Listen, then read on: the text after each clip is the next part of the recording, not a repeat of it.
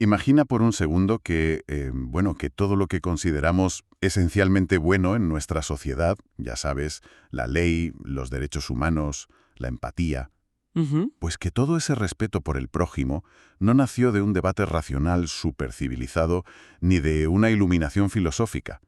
Imagina que el verdadero origen de la civilización es un asesinato brutal, un acto completamente prehistórico y sangriento. Fíjate que es un punto de partida que derriba por completo nuestra visión, digamos, idealizada de la cultura. O sea, no estamos hablando del típico contrato social firmado en un despacho por señores con peluca. Ya, totalmente. Estamos hablando de un acto de violencia extrema que, aunque suene muy paradójico, es lo que funda la posibilidad misma de que dejemos de matarnos los unos a los otros. Exacto, exacto. Y esa es precisamente la cruda realidad en la que nos sumergimos hoy. En esta inversión profunda vamos a explorar un texto sumamente denso y, bueno, muy provocador, de Hernando Bernal, que se titula Ética es renuncia a lo pulsional. Un título que ya te va avisando de por dónde van los tiros. Sí, sí, no se anda con rodeos. Nuestra misión para quienes nos escuchan hoy es, decodificar un poco cómo este texto utiliza un concepto muy famoso, el mito de la horda primitiva de Sigmund Freud, y lo usa para explicar algo fascinante. O sea, por qué la igualdad y la ética requieren obligatoriamente que todos perdamos algo. Claro, porque el texto de Bernal es un viaje directo a los cimientos psicológicos de lo que significa vivir con otros en sociedad. Ujú. Nos obliga a mirar hacia la estructura más básica de nuestras interacciones y a entender que ser ético no es una predisposición natural humana, como a veces nos gusta pensar. Ojalá, ¿no? Ya ves. Sino que es un freno, es un corte radical sobre algo muy salvaje y muy primario que opera, digamos, en el fondo de la psique humana. Vale, vamos a desgranar esto desde el principio, porque creo que para entender el argumento de Bernal sobre la ética, primero tenemos que visualizar el escenario donde no había ninguna ética. Claro, el estado cero. Eso es. El texto nos retrotrae a un estado anterior a la cultura, lo que llama la horda primordial. Y en este grupo humano primitivo, pues manda una figura que el texto describe como el padre primordial, un individuo que básicamente posee el goce todo. Ese concepto, el del goce todo, es el motor de absolutamente todo el conflicto. Ya, el mito lo que plantea es que este padre originario tenía un acceso exclusivo, absoluto y sin ningún tipo de restricciones a todas las mujeres de la horda. Madre mía. Y claro, como consecuencia directa de esto, imponía una prohibición total a todos los demás varones, a los que llama los hermanos. Les prohibía acceder a esa misma satisfacción. O sea, para que la gente visualice el nivel de asfixia de esta situación, pensemos en una estructura de poder moderna pero llevada a un extremo grotesco. Ujú. No es solo un líder autoritario de un país. Es como si imagináramos un monopolio tecnológico absoluto, donde una sola corporación no solo posee todo el código fuente y los servidores, sino que tiene la capacidad física de desconectar a cualquier usuario a voluntad. Exacto. Y además, consumiendo todo el ancho de banda del planeta solo para ellos. Los hermanos en esta horda son como nodos completamente desconectados. Sí, sí, sin autonomía ninguna. Eso, desprovistos de autonomía, viviendo bajo el capricho y la acumulación total de un solo individuo. Es una locura. Es una locura y además es que esa acumulación total no es sostenible. Lo fascinante aquí es cómo Bernal marca el desenlace de esta tiranía. Porque al final la olla a presión estalla, claro. Claro, la frustración absoluta de los hermanos desemboca en una alianza motivada puramente por el odio que culmina en el asesinato de este padre primordial. Lo matan. Ya, el acto fundacional. Eso es. Sin embargo, el texto nos advierte muy seriamente que no debemos leer este asesinato como un mero dato antropológico, en plan, mira qué hacían en las cavernas. No es historia antigua. No, no. Bernal lo define como el punto de capitón del mito. A ver, Estera, ese término, punto de capitón, eso viene de la tapicería, ¿verdad? Es ese botón que atraviesa el cojín, anclando la tela al relleno para que no se deforme ni se desparrame todo el material por ahí. Precisamente. Me encanta esa metáfora porque en el lenguaje del psicoanálisis, que es el que utiliza el autor, ese asesinato funciona justo como ese botón, como un anclaje simbólico. ¿Vale? Detiene el deslizamiento infinito de la violencia animal, fija un antes y un después inamovibles. El texto argumenta que la muerte física de ese tirano no es solo que se acabe una vida, sino que es la instauración de una metáfora sobre la pérdida del goce absoluto. O sea, Es el fin de la ilusión de que un solo individuo puede tenerlo absolutamente todo sin límites. Exactamente. Pero a ver si nos detenemos en el momento inmediatamente posterior al asesinato. Tienes al tirano ya derrocado, tirado en el suelo. La lógica más básica del poder animal, o sea, de los documentales de la 2, nos diría que el hermano más fuerte, el que le dio el golpe final, pues simplemente se sentaría en ese trono vacío, ¿no? Sería lo lógico, sí. Reclamaría el goce todo para él, y ala, la rueda de la tiranía volvería a girar como si nada. Claro, es que esa es la progresión natural en el reino animal, totalmente. Cae el macho alfa y otro macho alfa lo sustituye después de someter al resto de la manada a tortas. Ujú. Ahí no hay un cambio estructural, solo hay un relevo en quien administra la violencia. Y aquí es donde la cosa se pone realmente interesante para mí. Porque el texto de Bernal señala que la humanidad surge exactamente cuando ese bucle se rompe por primera vez. Eso es. Los hermanos, tras matar al padre, no se reparten el botín, no compiten a muerte por ocupar su lugar. Hacen algo que, o sea, desafía la biología más básica. Renuncian. Renuncian, fíjate. ¿Sí? Renuncian al goce todo que tanto envidiaban. Es increíble. Es un giro conceptual masivo.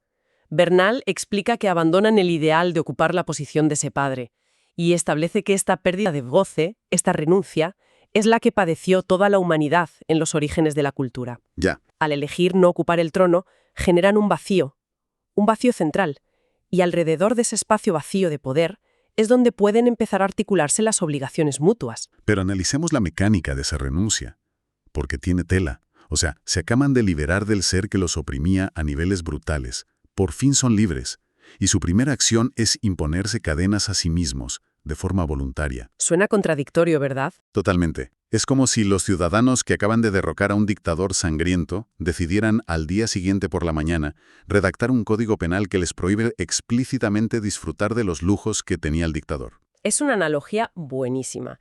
Y si conectamos esto con el panorama general, empezamos a desvelar por fin por qué el texto se titula Ética es renuncia a lo pulsional. Claro.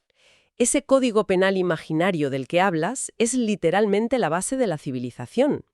La limitación voluntaria de nuestros instintos más depredadores es el único adhesivo social real. Ujú. Bernal es muy tajante al decir que esta renuncia no fue un evento aislado que ocurrió una sola vez en una cueva hace 10.000 años, sino que es algo que todo ser humano debe padecer de nuevo al ingresar a la civilización. O sea, entiendo. O sea, que cada vez que alguien, por ejemplo, frena su coche en un semáforo en rojo a las 3 de la madrugada, en una calle que está completamente desierta y sin policías a la vista, Sí. en ese momento esa persona está reeditando esa renuncia de la horda primitiva. Absolutamente. Está sacrificando su impulso inmediato de avanzar, su pequeña, digamos, voluntad de goce, en nombre de un pacto invisible con el resto de la sociedad. Exactamente eso. La cultura requiere que aceptemos la castración de nuestros impulsos absolutos. Sin esa insatisfacción, que es estructural y que todos compartimos, pues no hay sociedad posible. Sería la ley del más fuerte otra vez. Vale, entonces, ¿qué significa todo esto para el concepto mismo de ética? Porque, a ver, Bernal cita a Ramírez y a Freud para anclar esta idea de que la ética es limitación de lo pulsional. Ujú. Pero luego hay una cosa en el texto. Al analizar la figura del padre tiránico, el autor utiliza un lenguaje que choca frontalmente con lo que uno se espera. A ver. Describe la actitud del padre primordial, esa exigencia de poseer a todas las mujeres por la fuerza, como una ética del imperativo categórico, o como una voluntad de goce.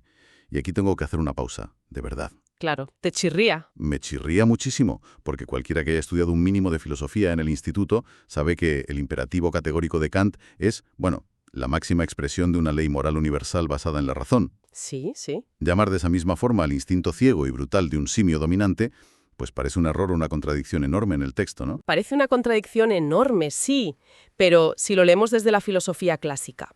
La cosa es que Bernal está operando aquí desde una matriz psicoanalítica que subvierte ese término totalmente a propósito. Ah, vale. O sea, le da la vuelta. Exacto. En el marco lacaniano, que es el que impregna este texto, se hace una lectura casi perversa del imperativo categórico de Kant.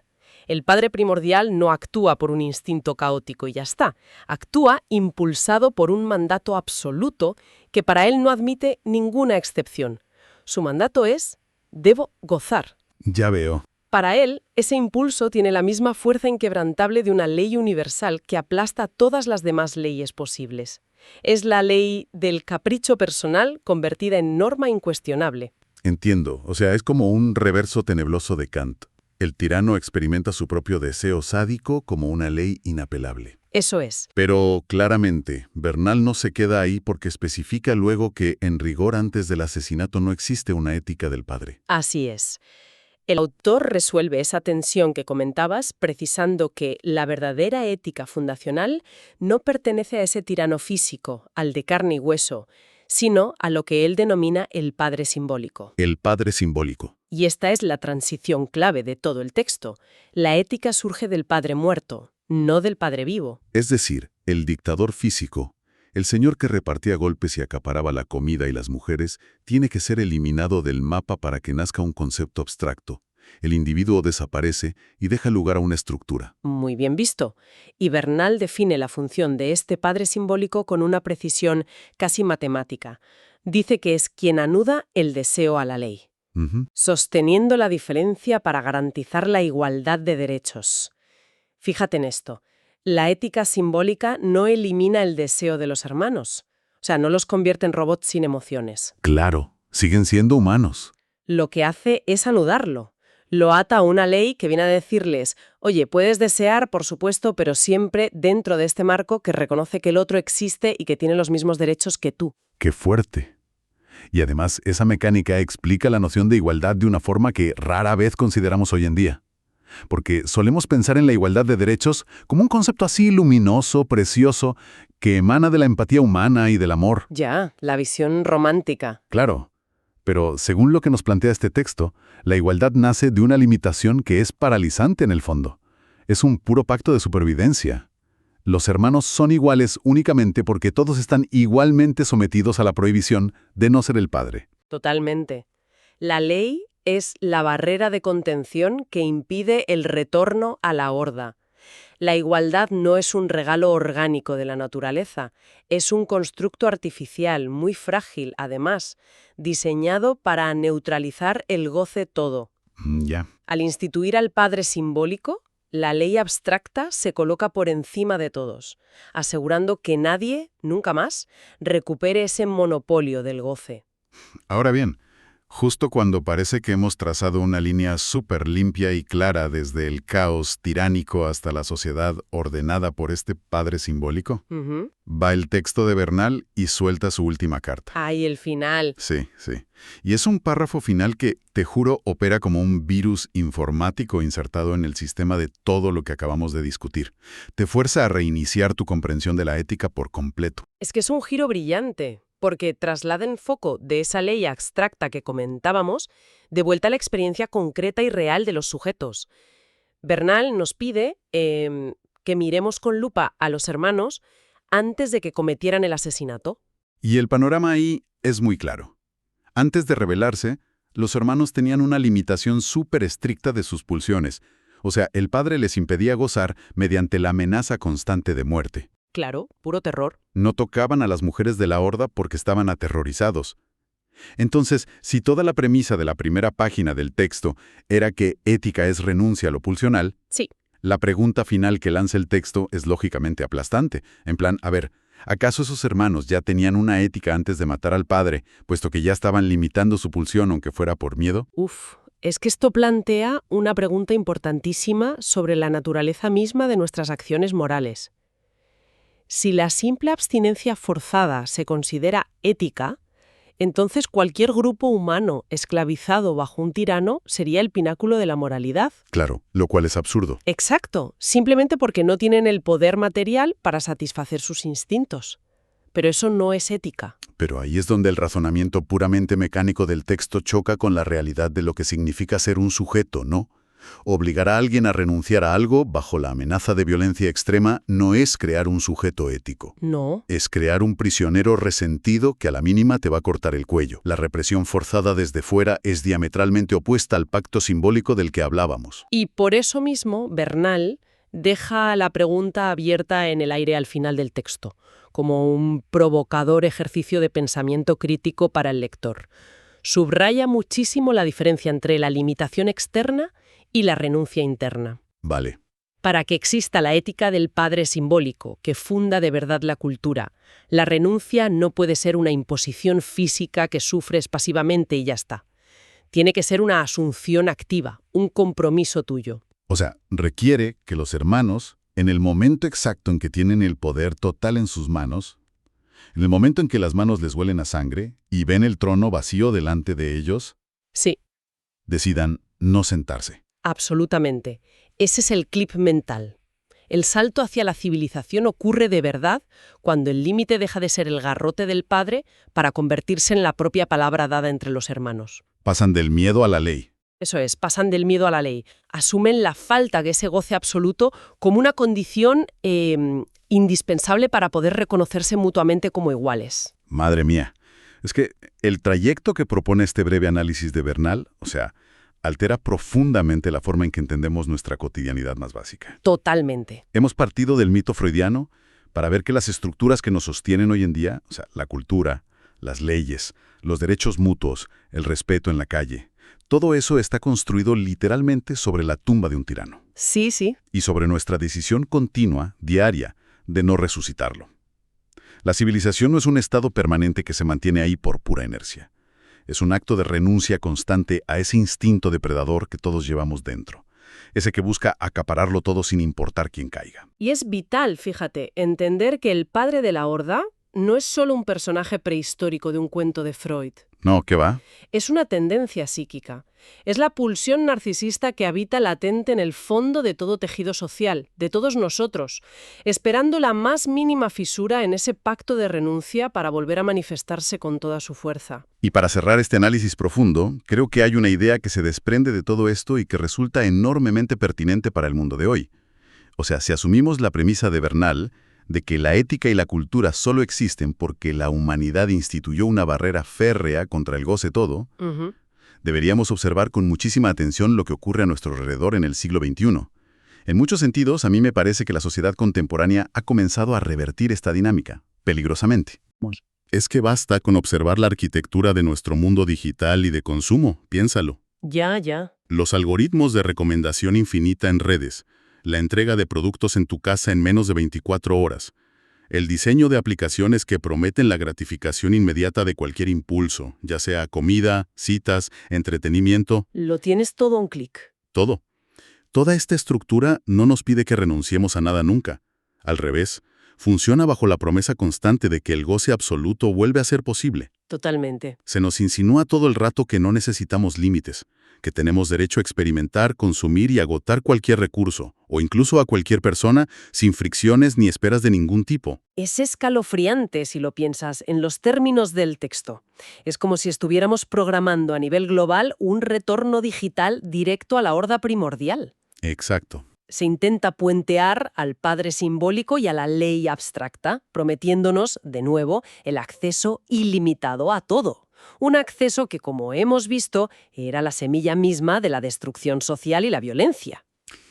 Y eso, francamente, nos deja ante una encrucijada monumental como sociedad. Si la definición misma de civilización y de respeto mutuo depende de que sostengamos la castración de nuestros impulsos, de que aceptemos que no podemos tenerlo todo siempre, ¿qué le ocurre a la estructura de nuestra convivencia cuando el modelo dominante nos empuja día tras día a olvidar cómo renunciar? Ya.